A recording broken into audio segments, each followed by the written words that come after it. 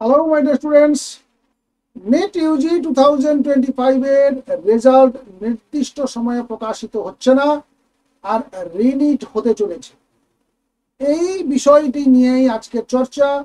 সত্যি এইরকম ঘটনা ঘটেছে কিনা, যদি ঘটে থাকে তার কারণ কি, আর যদি এটা সত্য না হয় তাহলেও জানবো আমরা প্রকৃত কারণটা কি। মূলত এই নিয়েই আমাদের আজকের update. Indore bench of Madhya Pradesh high court জানিয়ে দিয়েছে interim stay on the declaration of the results of the national eligibility come entrance test. মধ্যপ্রদেশের হাইকোর্টে আপিল করেছিল একজন স্টুডেন্ট, গার্ল স্টুডেন্ট, যিনি জানিয়েছিলেন যে পাওয়ার আউটেজের জন্য পরীক্ষার দিন অর্থাৎ 4 মেতে তার পরীক্ষা ডিস্টার্ব হয়েছে, সে ঠিকঠাকভাবে পরীক্ষা দিতে পারেনি। সেই কারণে তার আবার পরীক্ষার ব্যবস্থা করা হোক, ততদিন পর্যন্ত রেজাল্ট উইথহেল্ড থাকুক। এইটা নিয়েই মূলত শুনানি ছিল বা হাইকোর্টে অ্যাপিল করেছিল। তার এগেনস্টে হাইকোর্ট জানিয়ে দিয়েছে যে 21 লক্ষ ক্যান্ডিডেট তার জন্য কিন্তু সাফার হতে চলেছে যদি এই ডিসিশন হয়, অর্থাৎ যদি রেজাল্ট আটকে দেওয়া হয়, তাহলে 21 লক্ষ ক্যান্ডিডেট তারা কিন্তু সাফার করবে এই সিদ্ধান্তের জন্য। আর তখন ক্যান্ডিডেটের পক্ষ থেকে জানানো হয় she be given a chance to reappear for the exam, তাকে তাহলে আরেকবার এক্সামে অ্যাপিয়ার করার সুযোগ দেওয়া হোক। এটা নিয়ে justice Subodh Abhyankar while granting interim relief to the petitioner held that our entrance test was affected due to the power outage and the authorities failed to provide proper condition during the test। অর্থাৎ সেখানে proper পরিবেশ, প্রকৃত পরিবেশ দিতে পারেনি পরীক্ষার জন্য। সেখানে যা যা সেই মুহূর্তে দরকার ছিল, যদি পাওয়ার আউটেজ হয়ে থাকে তাহলে সেখানে জেনারেটর ব্যবস্থা করা দরকার ছিল, সেটা করেনি অথরিটি। সেই জন্য কোর্ট নেক্সট হিয়ারিং ডেট রেখেছে জুনের 30 তারিখ।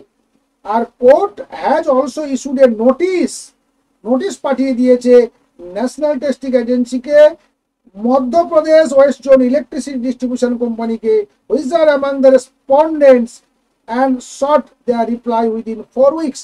4 সপ্তাহের মধ্যে তাকে জানিয়ে দিতে বলা হয়েছে। অর্থাৎ সেখানে যেহেতু তার আগে থেকে ডিক্লেয়ার ছিল, অর্থাৎ 4 মে পরীক্ষা, তার 4-5 দিন আগে থেকে সেখানে ওয়েদার যে ডিপার্টমেন্ট বা আবহাওয়া দপ্তর জানিয়ে দিয়েছিল যে সেখানে রীতিমতো ঝড় বৃষ্টি হতে চলেছে, তাহলে তার জন্য অথরিটিকে ব্যবস্থাটা নেওয়ার দরকার ছিল। অর্থাৎ লাইট যেহেতু কম হয়ে যাবে এই সমস্ত ক্ষেত্রে, প্রচন্ড ঝড় বৃষ্টি হলে সেক্ষেত্রে অথরিটির উচিত ছিল জেনারেটরের ব্যবস্থা রাখা, যাতে পরীক্ষার্থীরা ঠিকঠাক পরীক্ষা দিতে পারে। সেক্ষেত্রে এনটিএ ব্যর্থ হয়েছে, তার এক্সাম সেন্টারে এই ধরনের যে ফেসিলিটিগুলো রাখতে অসমর্থ হয়েছে। সেই কারণে আবার শুনানি হবে 30 তারিখ। কিন্তু এদিকে একটা ডেট ছিল যে জুনের 14 তারিখের দিকে একটা টেন্টেটিভ ডিক্লেয়ার করার জন্য, রেজাল্ট ডিক্লারেশনের একটা ডেট ছিল। এখন দেখার বিষয় যে এই ডেটটাতেই রেজাল্ট আউট হয় কিনা, বা এই যে হাইকোর্টের রায় 30 তারিখ পর্যন্ত স্টে করার জন্য একটা অন্তর্বর্তীকালীন একটা স্টে অর্ডার দেওয়া হয়েছে। 30শে জুন আবার সেটা শুনবে বা ডিটেলস শুনবে, তার আগে নোটিফিকেশনও হয়ে গেছে। এখন প্রশ্ন হচ্ছে যে এই এনটিএ বিগত কয়েক বছর ধরে দেখা যাচ্ছে সব দিক দিয়ে এনটিএ যে পরীক্ষা, যে নিট পরীক্ষা নিতে গিয়ে চরম অদক্ষতা বা চরম অপদার্থতার পরিচয় দিয়ে যাচ্ছে। গত বছর যখন একের পর এক সমস্যা এবং হাইকোর্টে, সুপ্রিম কোর্টে গিয়ে চরম ধাক্কা খাওয়ার পরেও শেষমেশ সুপ্রিম কোর্টের তরফ থেকে বেশ কয়েক দফা প্রস্তাব আসে যে সেগুলোকে ফলো আপ করার জন্য, যাতে এই পরীক্ষাটা ঠিকঠাক নেওয়া যায়, সেগুলো মাথা পেতে নিয়ে সবকিছু করব বলার পরেও অনেক অনেক করে এক্সাম ফি নেওয়া সত্ত্বেও এক্সাম সেন্টারগুলোতে তারা একটা সামান্য জেনারেটরের ব্যবস্থা রাখতে পারে। এ ধরনের একটা অর্গানাইজেশনকে এই নিটের মতো একটা গুরুত্বপূর্ণ পরীক্ষা দিনের পর দিন সেন্ট্রাল গভর্নমেন্ট দিয়ে রেখেছে। এটা নিয়ে কিন্তু রীতিমতো এখন প্রশ্ন চিহ্ন হয়ে দাঁড়িয়েছে যে ছাত্রদের ভবিষ্যৎ নিয়ে ছেলে খেলা করা, এটা যেন এনটিএ এর একটা স্বভাব হয়ে দাঁড়িয়ে গেছে। এবছর প্রশ্নের ব্যাপারে তো কিছু না বলাই ভালো, যত কম বলা যায় ততই ভালো। প্রশ্ন বাচ্চাদের দিকে তাকিয়ে হয়েছিল না অন্য কোনো কিছু উদ্দেশ্যে হয়েছিল সেটা নিয়েও রীতিমতো আলোচনা চলছে, বিভিন্ন জায়গাতে আলোচনা চলছে। তবে এক বাক্যে সবাই যেটা মেনে নিয়েছে সেটা মেনে নেওয়া উচিত, যে প্রশ্ন যথেষ্ট টাফ হয়েছে, আউট অফ সিলেবাস এসছে, এবং যে প্রশ্নের জন্য 180 মিনিট বরাদ্দ রয়েছে ছেলে মেয়েদের জন্য, তারা 180 মিনিটে ওই প্রশ্নটা সলভ করতে পারবে কিনা সেটাও দেখা দরকার ছিল, যেটার দিকে নজরই দেয়নি এনটি।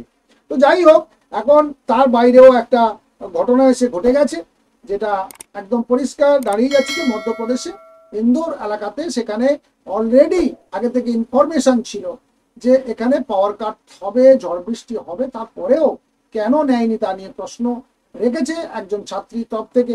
দেখা যাক হাইকোর্ট কি করে। গত বছর এত কিছুর পরেও তো রেজাল্ট 2-3বার করে প্রকাশিত হলো, তারপরে সেটা আবার কার্যকরী হলো, কাউন্সিলিংও হয়েছে, অ্যাডমিশনও হয়ে গেছে। দেখা যাক এবছর কি হয়। শুরু হয়েছে সবে, এখনো পরীক্ষার রেজাল্টকে বেশ কয়েকদিন বাকি রয়েছে, 14ই জুন, তার মানে এখনো প্রায় কাছাকাছি 1 মাস রয়েছে। এর মাঝে আরো অনেক কিছু ঘটনা ঘটবে। রেগুলার সেই আপডেটগুলো অবশ্যই আমাদের এই চ্যানেল থেকে তোমরা পেয়ে যাবে। আর অবশ্যই এই বিষয়টি নিয়ে তোমাদের নিজস্ব মতামত কমেন্ট বক্সে লিখে জানাবে। আর সেই সঙ্গে জানিয়ে রাখি, যারা আমাদের চ্যানেলে নতুন তারা অবশ্যই চ্যানেলটিকে সাবস্ক্রাইব করতে ভুলবে না, পাশে থাকা বেল আইকনে ক্লিক করে অল নোটিফিকেশন অন করে নেবে, তাহলে তোমাদের রেগুলার এই ধরনের তথ্যগুলো মোবাইলের টাইম টু টাইম এসে পৌঁছে যায়। ভালো থাকবে, সুস্থ থাকবে, দেখা হচ্ছে নেক্সট ভিডিওতে। Thank you.